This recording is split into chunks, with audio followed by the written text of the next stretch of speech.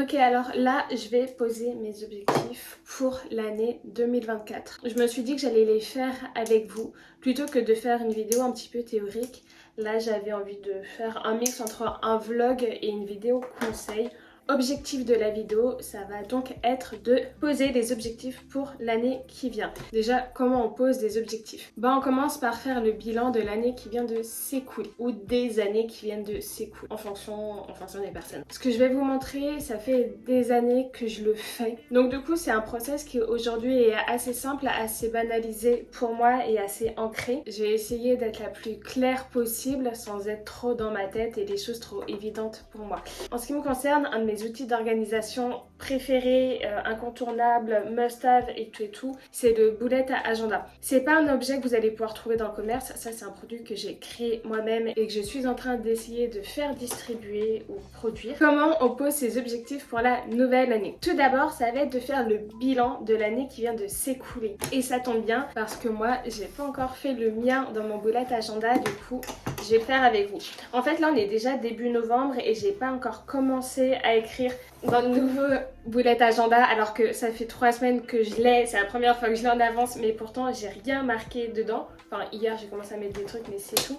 Parce que je voulais faire en fait le bilan de l'année 2023 avec vous et ensuite la pose d'objectif 2024 toujours avec vous pour vous montrer comment tout s'enchaîne dans la continuité. Donc déjà, je fais le bilan de mon année 2023. Est-ce que mes objectifs ont été atteints? 3 sur 4, oui, l'ont été. Je vais donc analyser pourquoi mes objectifs ont été atteints, pourquoi ils ne l'ont pas été. Ça m'aide à avoir des axes d'amélioration, à voir ce qui a pêché dans ce que j'ai pu mettre en place. Spoiler alerte, chez moi, ce qui a fait que je n'ai pas réussi à mettre en place un des objectifs, c'est d'abord le manque de ressources financières dédiées pour cet objectif-là. J'avais d'autres priorités en termes de postes de dépenses avant. Sinon, globalement, j'ai réussi. Peut-être que si je n'avais pas eu la contrainte financière, je me serais rendu compte d'un autre truc qui aurait pu jouer ou faire que je n'ai pas atteint cet objectif.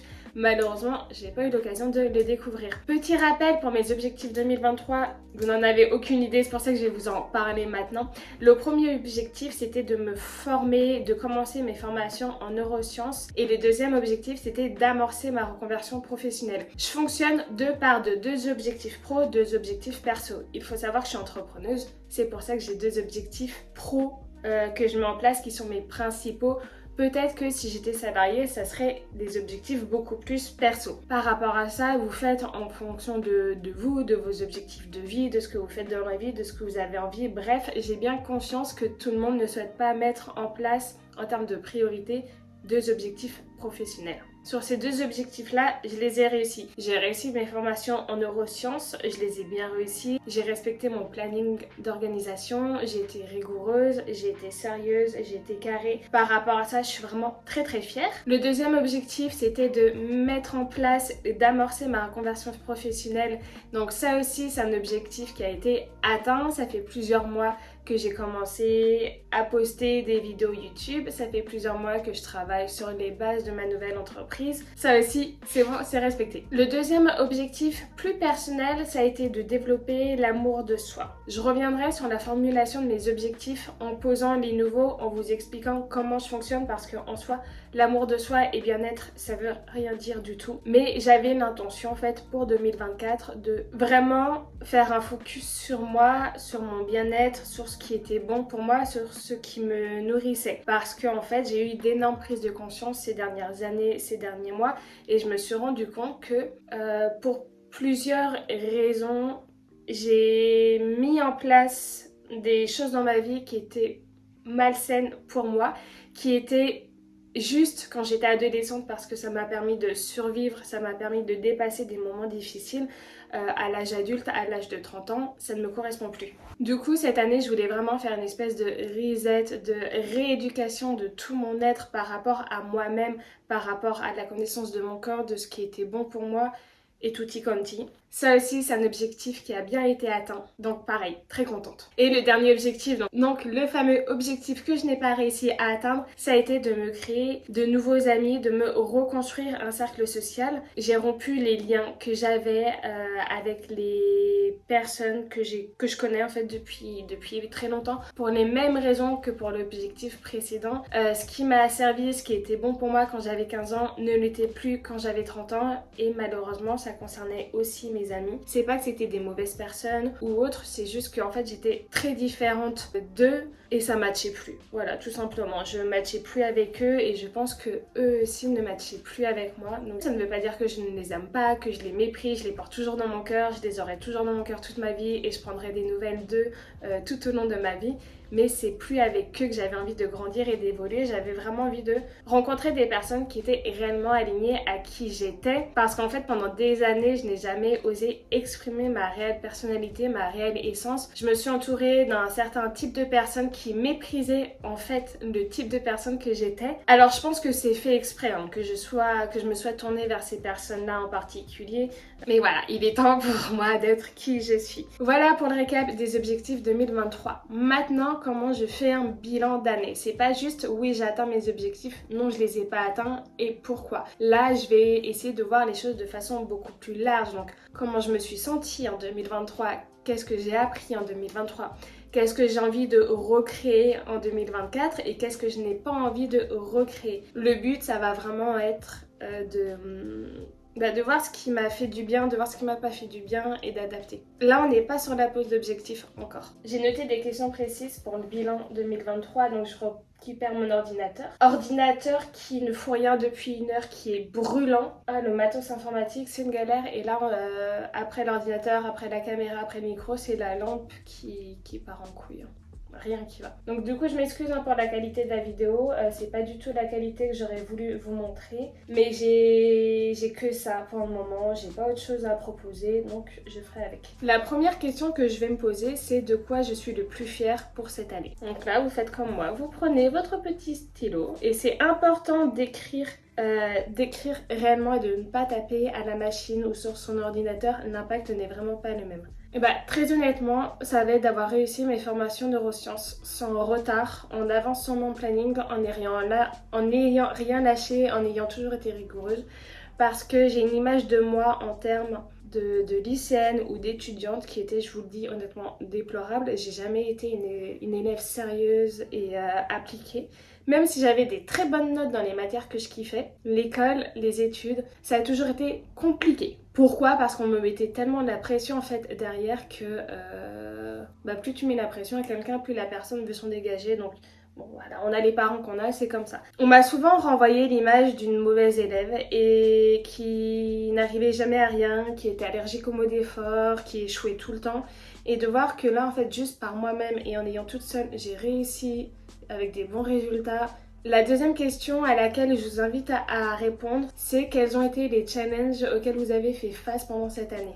La première réponse pour moi c'est la plus facile, c'était la solitude. L'être humain n'est pas fait pour être seul, j'ai toujours été seule pour fuir la solitude, pour ne pas avoir à me retrouver seule parce que pour moi, me retrouver seule, ne plus avoir d'amis était un synonyme d'échec ou de problème. Aujourd'hui, j'ai bien évidemment renversé cette situation et ce regard. Je comprends aujourd'hui que si on n'a pas d'amis, c'est aussi parce qu'on n'a pas su s'entourer des bonnes personnes qu'il était pour nous. Donc un challenge assez important pour moi, ça a été de supporter la solitude.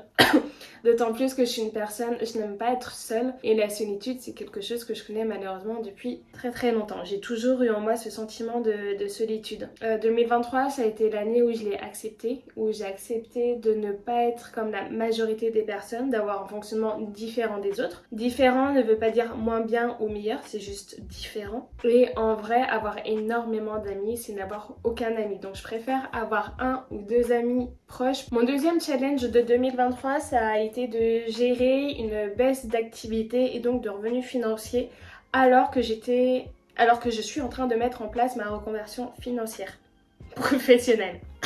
Bien évidemment que c'est pas du tout le meilleur moment en soi pour mettre en place un changement de vie, surtout que je n'ai pas de backup, que j'ai pas d'épargne en soi parce qu'à chaque fois que j'avais de l'argent, j'ai dû le réinvestir dans quelque chose parce que on vient pas tous en fait du même milieu.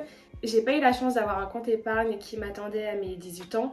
J'ai dû commencer à travailler à 16 ans au marché pour pouvoir me payer mes fringues ou ce genre de choses en fait, parce que quand tu commences à grandir à 16 ans, tu as besoin d'argent de poche.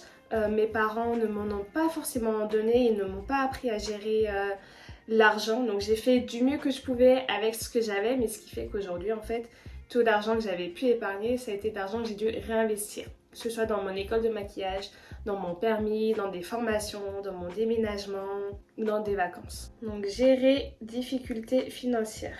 Surtout que je sais pas ce qui s'est passé cette année, mais je pense que les boîtes de prod ont aussi eux des problèmes de revenus financiers parce que le nombre de retards de paiement que j'ai eu, ça a été hallucinant. Et ça aussi, les retards de paiement, c'est relou à gérer. Donc voilà, deuxième difficulté de 2023, c'était de surmonter la baisse de revenus. Est-ce que je me dis non, ça vaut pas le coup? Non, très clairement, je préfère vivre quelques années de difficultés et être épanouie après. Quelles sont les habitudes positives pour moi que j'ai mis en place en 2023? Quels ont été mes succès santé, mes prises de conscience en termes de santé? Ça, c'est le troisième point qui est abordé dans un bilan. Donc après avoir écrit votre fierté en 2023, votre challenge 2023, on va venir voir ce qu'on a fait pour notre bien-être mental et physique en 2023, toujours.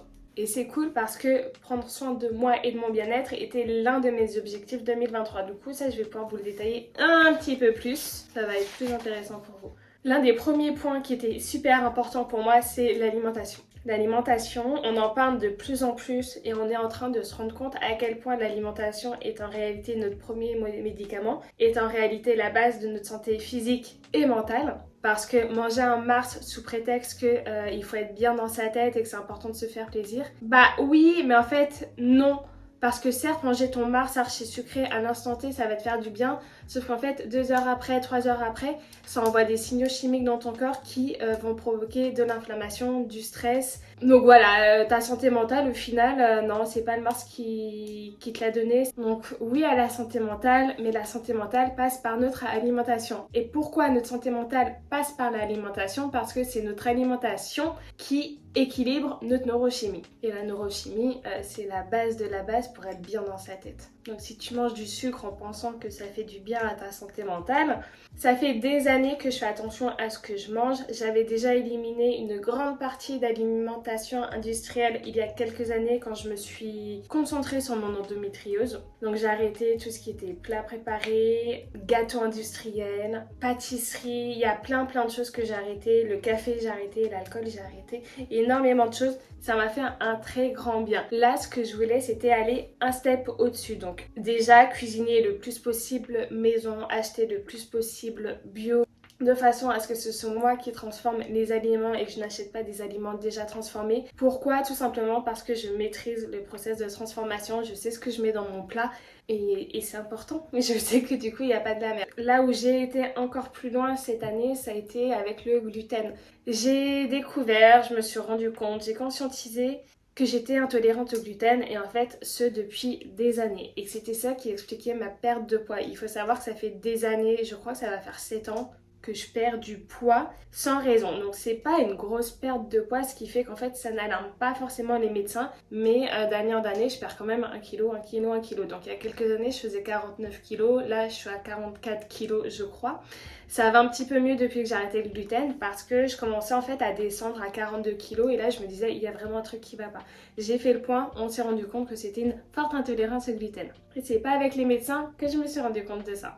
Donc pour moi, l'un des plus gros accomplissements en termes de santé et nutrition cette année, ça a été d'arrêter le gluten et de l'avoir bien arrêté et d'avoir géré plus ou moins bien cette transition. Parce que je vous assure qu'arrêter le gluten, c'est hyper compliqué, surtout dans notre société aujourd'hui, surtout dans notre alimentation.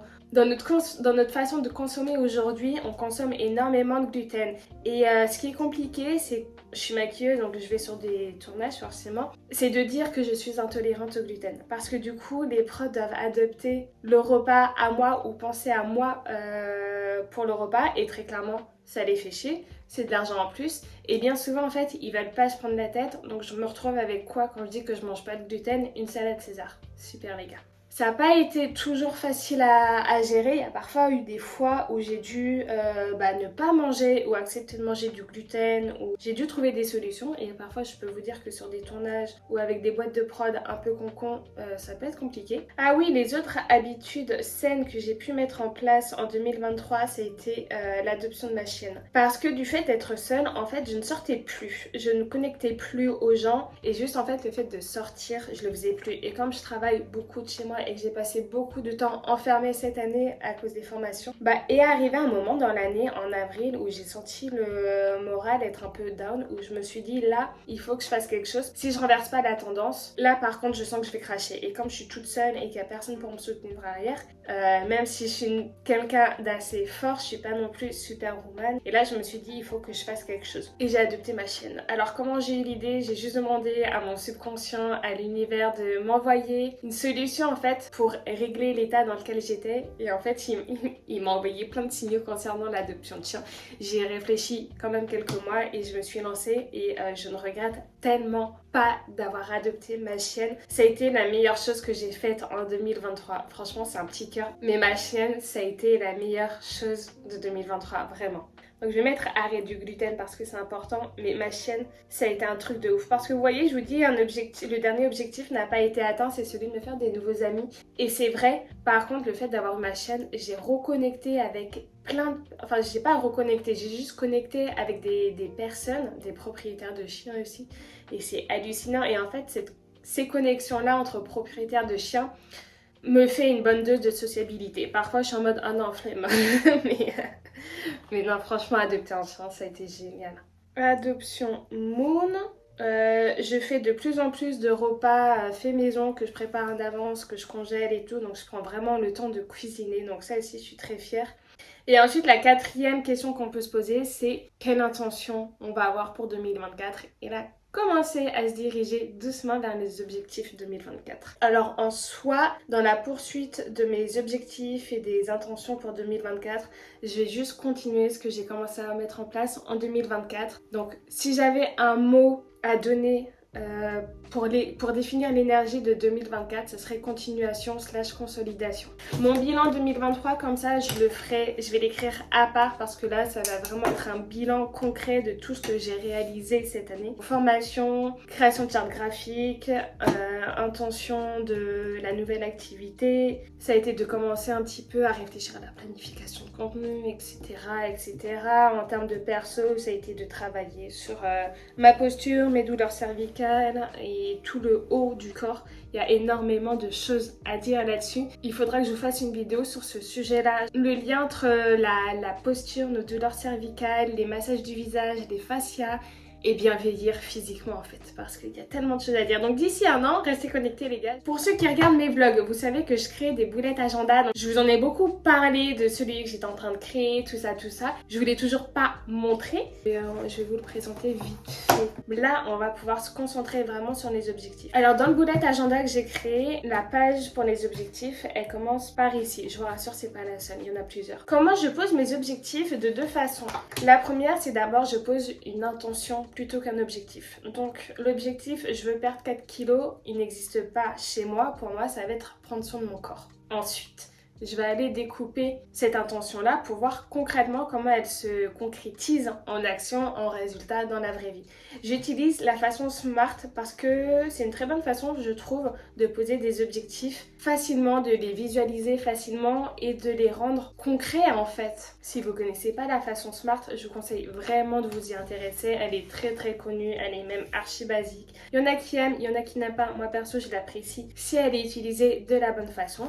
Et ensuite, j'arrive sur ma page d'intention des objectifs. Donc je vous recommande d'en poser 4 maximum, 2 professionnels et 2 personnels, en fonction bien évidemment de ce que vous faites dans la vie. Une personne salariée n'aura peut-être pas besoin d'avoir 2 objectifs professionnels et à l'inverse, un entrepreneur aura peut-être besoin de 3 objectifs professionnel. Donc ça, vous faites vraiment comme vous le voulez. Au passage, admirez la page des objectifs, je l'aime beaucoup. L'objectif numéro 1, dans la continuité de mon année 2023, ça va être de continuer / de consolider la mise en place de ma nouvelle activité. Je suis réaliste, la mise en place d'une nouvelle activité, pour moi, ça prend au moins 3 ans. Donc du coup, pendant 3 ans, j'aurai plus ou moins cet objectif-là. Bien évidemment, à partir de la 3e année, cet objectif va se préciser un petit peu plus, mais on met pas la charrue avant les bœufs. Et qu'est-ce que j'entends par consolider ce que j'ai mis en place? C'est tout simplement continuer en fait, lancer la dynamique dans laquelle je suis. Donc créer du contenu pour les réseaux sociaux, élaborer mon concept et ma méthode de coaching. Mais ça veut dire faire des recherches, avoir de la réflexion, vérifier si certaines hypothèses que j'ai se vérifient dans la vraie vie, comment elles se vérifient, est-ce qu'elles sont pertinentes. Donc ça va me demander, je pense, en réalité plutôt 2 ans. Mais je vais commencer en 2024 à réfléchir à un concept qui mélangerait en fait neurosciences, psychologie et travail sur le corps. Donc il faut que je trouve en fait un moyen d'imbriquer tout ça de façon à ce que ce soit cohérent, simple à appliquer et personnalisable à tout le monde. C'est beaucoup de travail du coup. Et le 3e, en fait, sous-objectif de cette intention-là, ça va être de distribuer le bullet agenda. Parce que cet outil-là, j'y crois vraiment, je pense vraiment qu'il peut aider énormément de personnes et j'ai eu que des bons retours sur les testeuses qui ont essayé celui-là. On va faire les choses à fond et je vais essayer Non, je vais pas essayer de commercialiser, je vais le commercialiser et je vais trouver un moyen de le faire. Ce qui fait que du coup, le 2e ou le 3e objectif, c'est toujours le bien dans ma tête. Et là, j'insiste sur le bien dans ma tête, non, bien dans mon corps. Parce que, je suis toujours dans cette recherche d'améliorer la connexion entre mon corps et mon esprit. Parce que plus cette connexion-là sera importante, plus j'aurai une bonne conscience de mon corps, une bonne connaissance de mon corps, plus je pourrai lui apporter ce dont il a besoin pour que mon esprit puisse s'épanouir et réaliser les choses dont il a besoin. La vie, c'est vraiment une marche main dans la main entre le corps et l'esprit. Si vous négligez l'un ou l'autre, vous allez boiter d'un côté ou de l'autre. C'est inévitable. Et souvent, on s'en rend pas compte, notamment par rapport et au corps et à l'esprit en fait, parce qu'on est beaucoup déconnecté malheureusement dans notre société actuelle de nous-mêmes, aussi bien de notre corps que de notre cœur. Pourquoi? Il y a plein de raisons à cela. L'une des premières pour moi est le manque de temps aussi qu'on n'a pas. Et l'année 2023 a été une année pleine de prise de conscience par rapport à mon corps. Donc j'ai conscientisé mon intolérance au gluten et croyez-moi, franchement c'est grave en fait, dans le sens où mon corps me montrait tellement de signes qu'il y avait des choses qui n'allaient pas.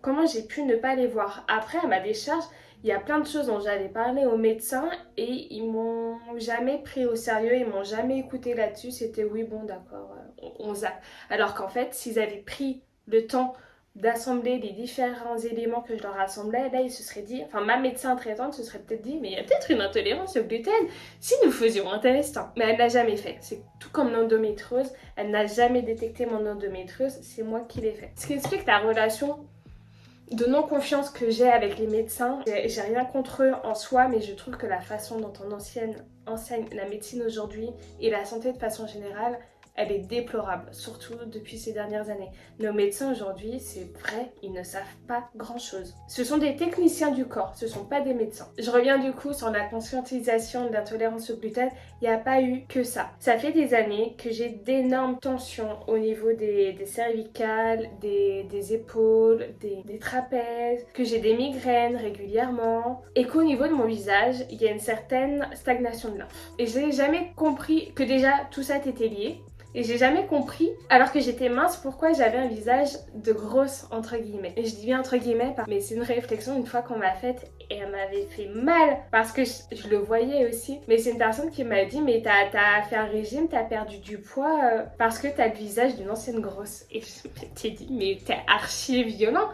Oui, c'était un connard le mec. Mais cela dit, en fait, il a mis en évidence quelque chose où je me suis dit, c'est vrai qu'il y a un truc qui est pas normal. Pourquoi chez les autres ça fait ça et que chez moi ça ne fait pas ça? Et je vais vous raconter ma vie là, mais c'est intéressant. Et il se trouve que mes hooded eyes, mes yeux tombants et en volume et fatigués, ça m'a toujours complexée. Et je me suis dit, il faut que j'accepte cette forme d'œil que j'ai, cette morphologie. Tout le monde l'a dans ma famille, c'est génétique, c'est comme ça, j'y peux rien.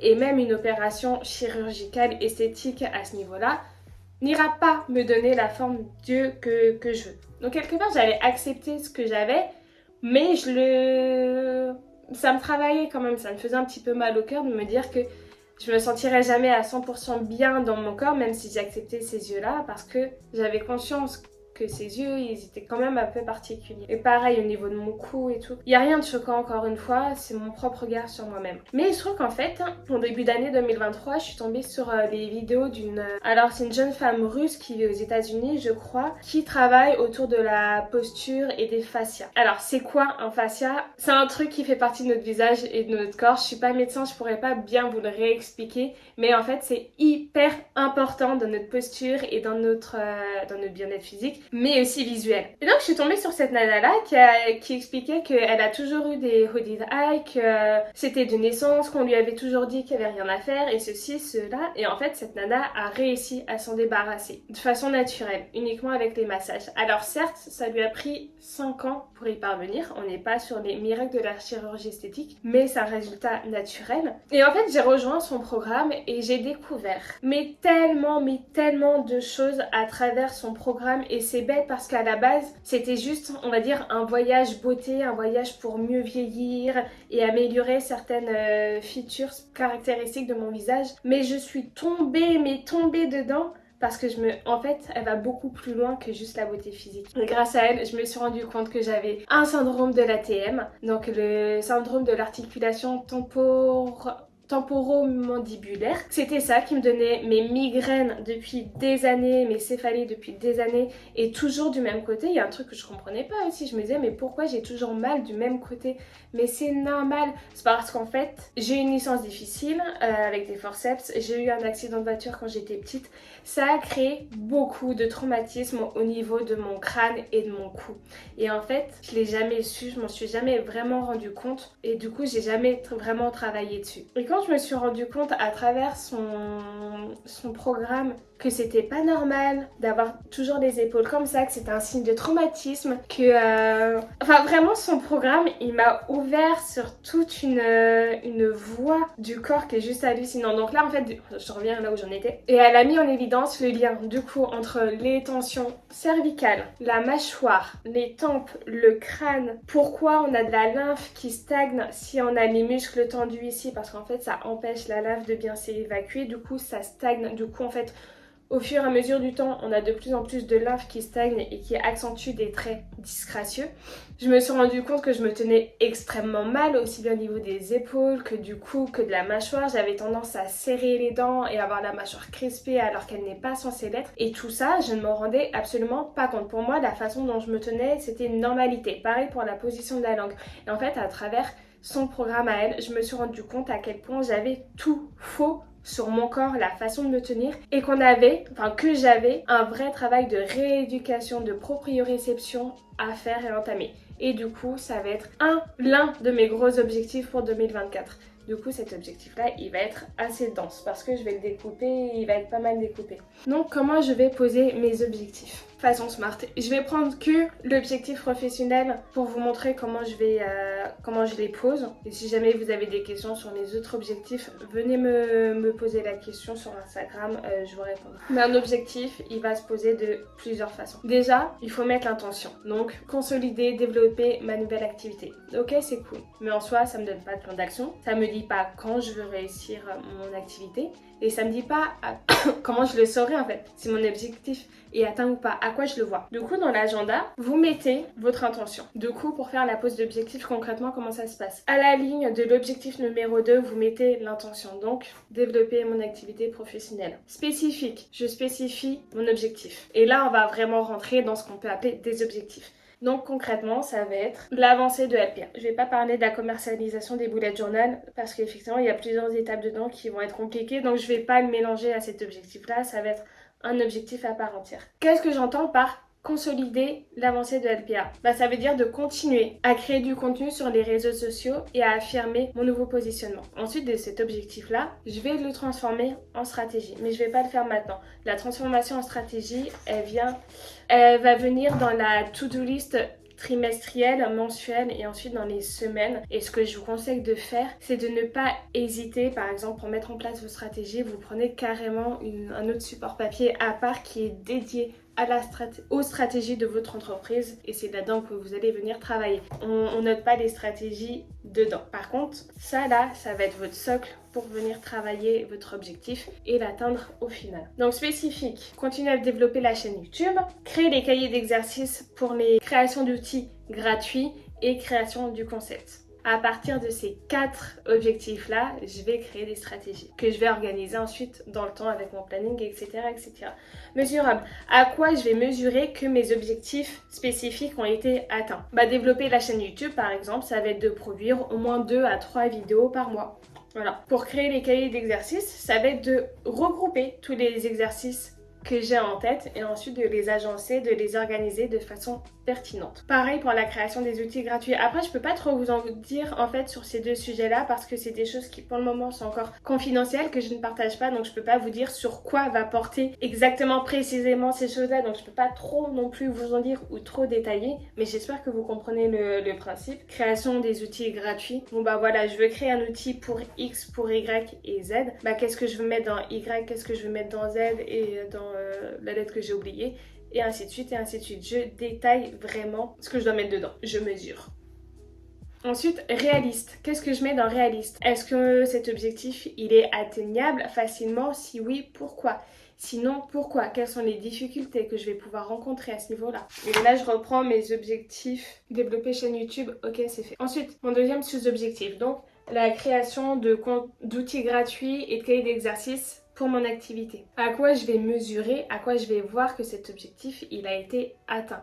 Tout simplement parce que je pourrais proposer en échange de l'adresse mail ces produits-là, parce que je pourrais mettre en place sur mon site telle ou telle stratégie, parce que lorsque je ferai des vidéos YouTube ou du contenu Instagram, je pourrais ensuite proposer aux personnes de se rediriger vers tel ou tel compte. C'est assez bête en soi comme façon de mesurer, de voir que l'objectif a été atteint, mais ça veut dire que concrètement derrière en fait les personnes qui vont suivre mon contenu vont pouvoir passer à l'action. La partie réaliste, c'est concrètement comment je vais pouvoir atteindre cet objectif, quels sont les moyens dont je dispose, quelles sont les difficultés auxquelles je vais devoir faire face, est-ce que j'ai de l'argent pour telle ou telle chose ou investissement. C'est voilà tout le côté, maintenant j'ai défini mon objectif, j'ai mis en place plus ou moins sa stratégie, maintenant quels sont les moyens matériels que j'ai à ma disposition pour les atteindre. Je reprends l'exemple de la chaîne YouTube. En soi en fait cet objectif il est difficilement réalisable à l'heure d'aujourd'hui. Pourquoi? Parce que j'ai pas le matos, j'ai pas un assez bon matériel qui tombe en rade et que j'ai pas encore des ressources pour l'atteindre. Mais j'ai quand même en fait des solutions alternatives, donc l'appareil photo, la lampe qui se casse la gueule mais qui tient le temps d'un tournage. Voilà, ce sont ces petites choses. Donc côté réaliste, ça va aussi être d'écrire mes vidéos, de définir les sujets que je vais aborder, les thèmes, à quelle fréquence j'ai envie de poster, à quelle fréquence je peux réaliser les tournages, est-ce que je peux suivre le rythme de production. Voilà, c'est vraiment toutes ces questions. On est dans le concret, on est dans le concret là. Et enfin, la dernière partie, c'est temporel, donc quand j'ai envie de voir cet objectif ou cette intention se réaliser. Pour l'objectif de développer LPA, en fait, il va pas être fin 2024, il va être fin 2025. L'objectif, bien dans mon corps, en vrai, c'est un objectif, c'est un voyage de toute une vie. Donc toute ma vie, je vais travailler sur ces différents aspects-là. Mais quand est-ce que j'ai envie de voir les premiers résultats concret des actions que je mets en place pour mon corps? Là, j'ai envie de mettre 6 mois, 1 an et demi. Là, en l'occurrence, je pense que je mettrai fin 2024 parce que je pense qu'en 1 an, je peux commencer à voir les premiers résultats. Quand je verrai les premiers résultats, je pourrai ajuster cet objectif-là, cette intention-là et ainsi être de plus en plus pertinente en fait dans la réalisation et la concrétisation et la réussite de mes objectifs et des actions que je fais au quotidien pour les atteindre. Voilà, je crois que j'ai tout dit. Après, j'avais écrit... non, c'est mon ancien. C'est-à-dire j'ai écrit dans mon bullet, pas du tout. Là, je vous montre comment j'utilise l'outil pour réaliser les objectifs. Donc chaque objectif a bien évidemment été... Oui. Non mais attendez, je fais les choses à moitié les gars. En soi, ça, je vais être honnête avec vous. Faire juste ça et se dire que vous allez atteindre vos objectifs, pas du tout. Je suis désolée. Ça suffit pas. Après, je vous parle vraiment, on les attend, on les réussit, on fait les choses bien concrètement et tout. C'est pas, on se donne une résolution parce que c'est la nouvelle année et que c'est la mode et que voilà, et on s'en fout derrière de laisser tomber parce que non. Et c'est à ça que servent ensuite ceci. Et là, pareil, on est toujours sur un travail. Pour moi, ce qui fait la différence entre un objectif que vous allez atteindre ou pas, ça va être le fait que l'objectif soit aligné à vous ou pas. Si vous choisissez un objectif ou une intention pour faire plaisir à autrui, parce que c'est la mode, la tendance, parce que tout le monde fait ça autour de vous, et ben vous avez 50% de chance, voire 70% de chance d'échouer. Et c'est là où je vous invite à faire un travail en profondeur sur les objectifs en question. Donc là, je vous montre ce que j'ai fait l'année dernière, toujours pour mon objectif. Bah là, c'est réussir mes formations en neurosciences. Pourquoi cet objectif? Pourquoi? À quoi ça va me servir? Ensuite, la deuxième question, je vous mettrai les templates. Je vais essayer de vous mettre les templates de ça. La deuxième question, c'est en quoi cet objectif il est aligné avec moi ou en quoi est-ce qu'il est bon pour moi. Si vous mettez je veux perdre 4 kilos, mais que derrière vous n'avez pas de réponse concrète à donner pourquoi c'est bon pour moi ou en quoi il est aligné parce qu'en fait ça n'a pas de différence, bah laissez tomber cet objectif. C'est pas celui-là qu'il vous faut. L'objectif peut-être qu'il vous faut, c'est me sentir bien dans mon corps, avoir un corps plus ferme. C'est pas la même chose. Là, pour vérifier si l'objectif, pour voir si l'objectif nous parle vraiment, si c'est quelque chose qui nous crée vraiment de l'émotion, on va aller s'imaginer en fait justement les émotions et les sentiments qu'on va ressentir si on atteint cet objectif. Voir ce que ça provoque en nous. Est-ce que ça brûle? Est-ce que ça nous fait vibrer ou pas? Ou est-ce que sans plus? Si c'est sans plus, vous savez ce que je vais vous dire. Donc je ne les dis pas, on passe. Et toujours dans l'idée de checker cet alignement, là on va s'imaginer en quoi la vie serait différente ou qu'est-ce que là apporterait à votre vie si vous atteignez cet objectif-là. Donc vous sentez mieux dans votre corps est plus ferme. En quoi votre vie elle est différente? Bah, vous vous sentez mieux dans votre corps, vous avez plus confiance en vous, plus d'affirmation de vous, donc du coup plus d'amour pour vous. Donc du coup vous posez beaucoup plus facilement vos limites, vous sélectionnez mieux les personnes dans votre entourage, etc. etc. Et là, on va rentrer dans le concret où on va pouvoir rejoindre le bullet agenda dans les to-do list trimestrielles ou du mois. Ça va être les étapes à mettre en place. Et les étapes à mettre en place, concrètement, ça peut rentrer dans les to-do trimestriels. Surtout lorsque vous le commencez. Et après, voilà, il y a vraiment plein de questions. Et le but, c'est pas de se prendre la tête ou de trop écrire, c'est vraiment de venir voir si cet objectif-là, c'est le nôtre ou si c'est celui d'une autre personne. Et si c'est le nôtre, est-ce qu'il est vraiment si important que ça pour nous? Ensuite, là, on est, voilà, qu'est-ce qui pourrait vous empêcher de réussir? Où vous voyez des obstacles? Comment on peut éviter cela? Si on se retrouve quand même avec l'obstacle, comment on fait? Quels sont les inconvénients à mettre en place ces actions? Qu'est-ce qui pourrait vous faire échouer? 3 obstacles potentiels. Sur quel talent on peut s'appuyer, sur quelles ressources on peut s'appuyer pour dépasser ces obstacles. Comme vous pouvez le constater, un objectif, ça ne se pose pas comme ça. C'est vraiment quelque chose qui se réfléchit. Et pour qu'on puisse l'atteindre et éviter la démotivation, c'est aussi important de penser à ce qui pourrait ne pas marcher, qu'est-ce qui pourrait le faire échouer, aussi bien chez nous, en nous, que autour de nous, dans notre environnement externe, macro ou micro. Franchement, là, les deux sont très importants. Et le fait de répondre à ces questions-là, notamment les questions, s'il y a un obstacle sur ma route, comment je fais, qu'est-ce que je fais, sur quelles ressources je peux m'appuyer, c'est uniquement de la préparation mentale pour que le moment où cet obstacle devienne réalité ou prend vie, et ben en fait vous dites c'est pas grave, j'ai déjà la solution, j'y ai déjà pensé, je l'ai déjà anticipé, donc je vais appliquer la stratégie que j'avais pensée. N'hésitez pas à me dire quels sont vos objectifs à vous pour 2024. Je vous répondrai et peut-être que je pourrais vous donner un conseil ou deux si jamais vous avez des questions. Donc vraiment, n'hésitez pas à utiliser la section commentaires pour partager vos envies et vos peurs et vos craintes et vos questions. J'y répondrai vraiment avec grand plaisir. C'est fini!